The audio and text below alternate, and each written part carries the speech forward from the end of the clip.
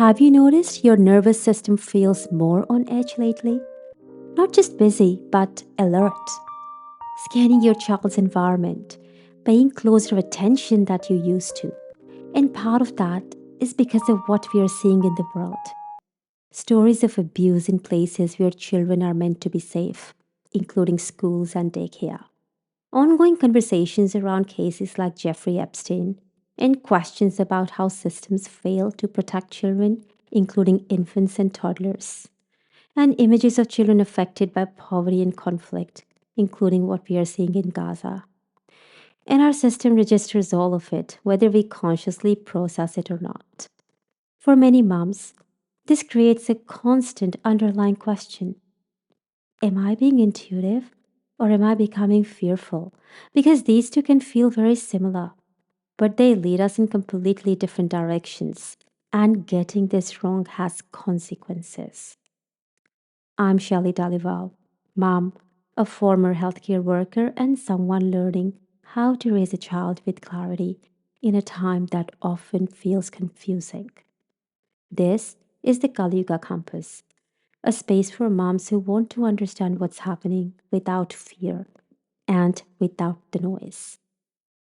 We are living in a time where more information is coming to light.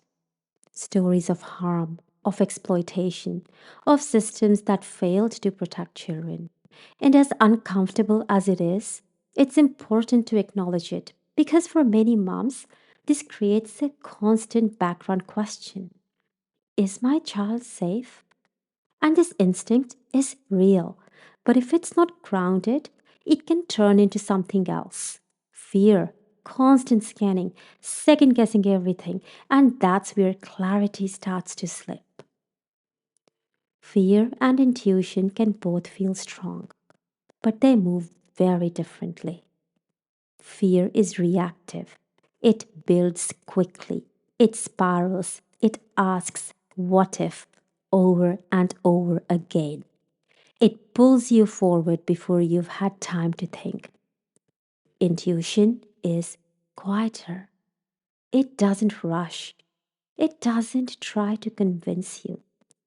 It doesn't repeat itself endlessly. It simply lands. Fear creates urgency. Intuition creates clarity. The reason this gets confusing is not because our intuition is weak, it's because everything else is loud. Constant input, news, social media, other people's opinions, until everything begins to feel urgent. Our nervous system stays activated, which makes fear feel like truth and intuition harder to access. There's something else happening, especially for us moms. We are more aware than ever of the reality of harm because our children do need protecting.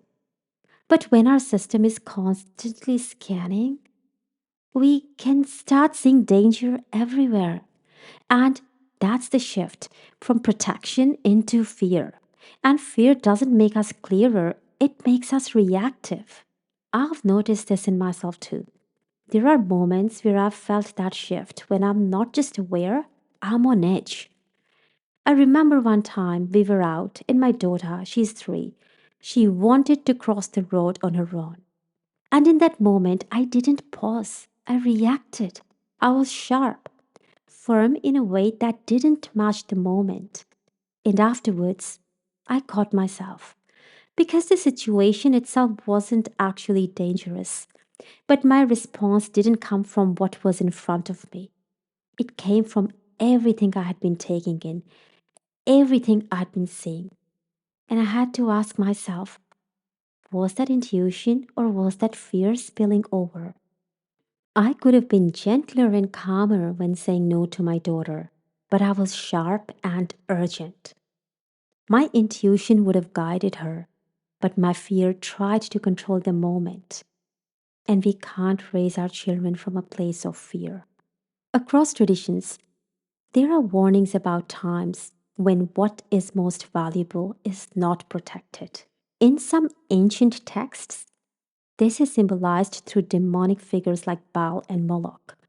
ancient deities referenced in biblical and historical sources, often associated with practices involving the sacrifice of children.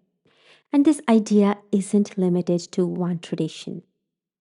Across different parts of the world, including some ancient Mesoamerican cultures, such as the Mayans and the Aztecs, there are historic records of ritual sacrifices, including involving children.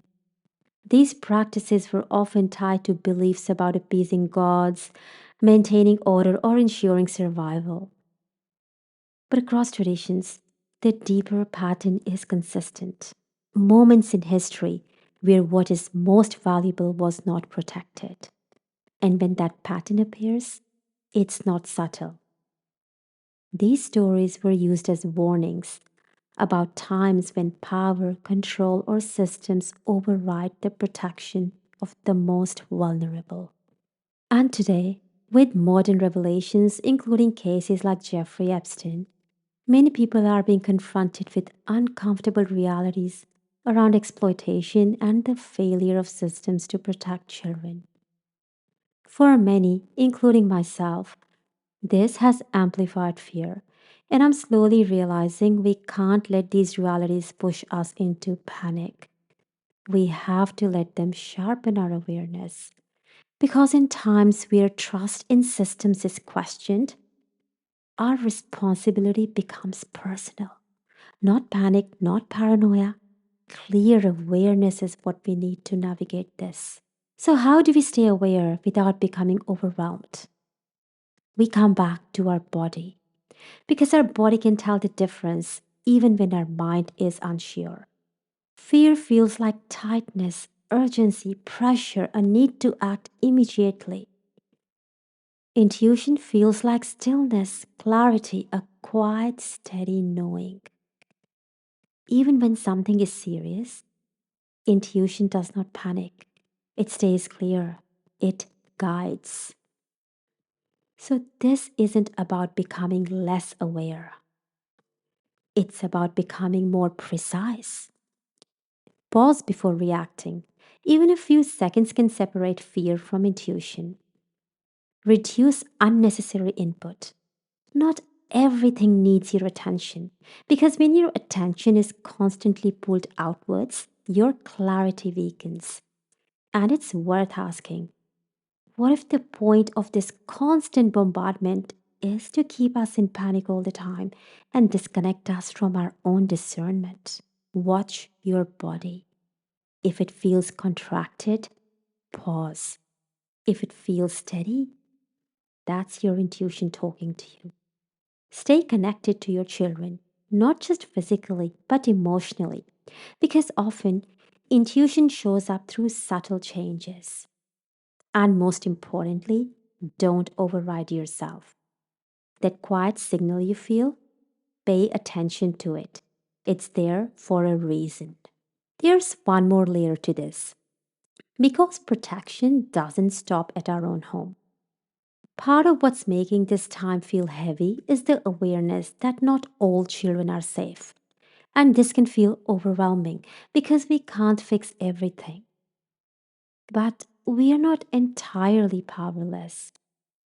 We can stay informed without becoming consumed. This means being intentional about what we take in, not constantly exposing ourselves to content that keeps our system in a heightened state. We can support organizations that are transparent, accountable, and genuinely work to protect children, not just emotionally driven, but structurally sound too.